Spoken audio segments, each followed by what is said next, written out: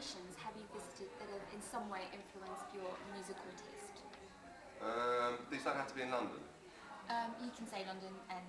Okay, well the first one would probably be, I went to the Joshua Tree National Monument in the Nevada, not the Nevada desert, where is it? It's in California, which was used on the front cover of Joshua Tree by U2, the image was used there. I went there with my family when I was about 13, and I went on to become quite a big fan of the band. It's a desert basically, really, really kind of mental place.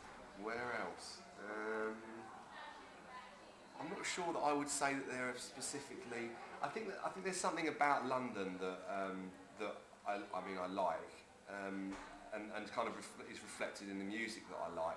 I was brought up in a place called Colchester, and Blur were formed down there, and I've always associated them with that, and also London with them as well. But I went to Iceland to see a guy called Sufjan Stevens, and that is an amazing place. But it wasn't. I didn't go there and then really. There's a band called Sigur Rós from Iceland, and I think maybe listening to their music, having been to Iceland, made it that much more profound. What is your favourite undiscovered location to listen to music?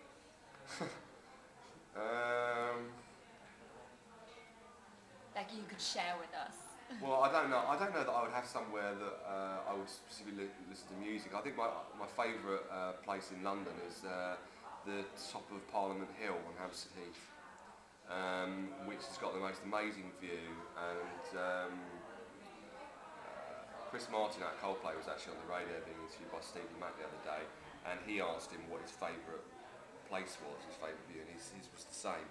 But in terms of, I said that to my brother the other day, and he said, well, what about the Great Wall of China, which is what I've been to, and what's that massive rock in America? The Statue of Liberty? No. What's it doesn't matter.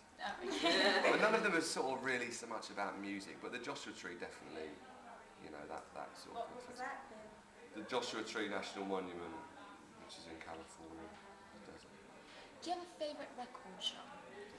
I should have, but I buy nearly all of my music online now.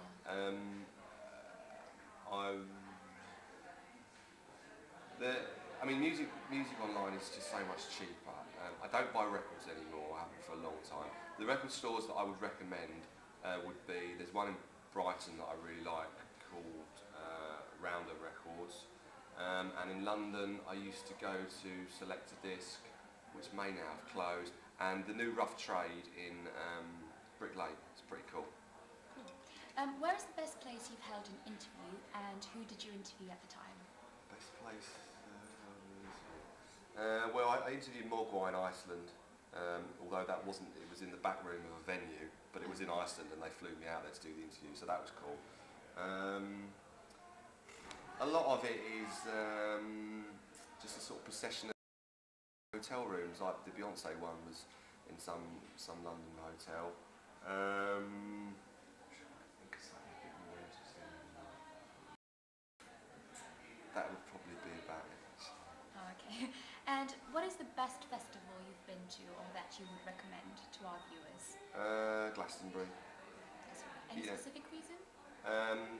Glastonbury has a sort of charm about it that no other festival probably in the world can match, just because of the fact that it's basically in the middle of the countryside. When you drive down there, you approach it and you can see it appearing in the distance. I mean, unfortunately they've built a massive steel fence around it now, which sort of ruins it a bit, but as you approach you can just see everything before you, and everything is within that piece of country. So I think Glastonbury's got it all. You go somewhere like Reading and the festival takes place right on the side of the road, which is just not going to a festival. About music, really. Thank you very much, Ben. Thank you very much. One more question if you want. No, I think we're okay. Are you guys okay? Good. Well What done. can you do as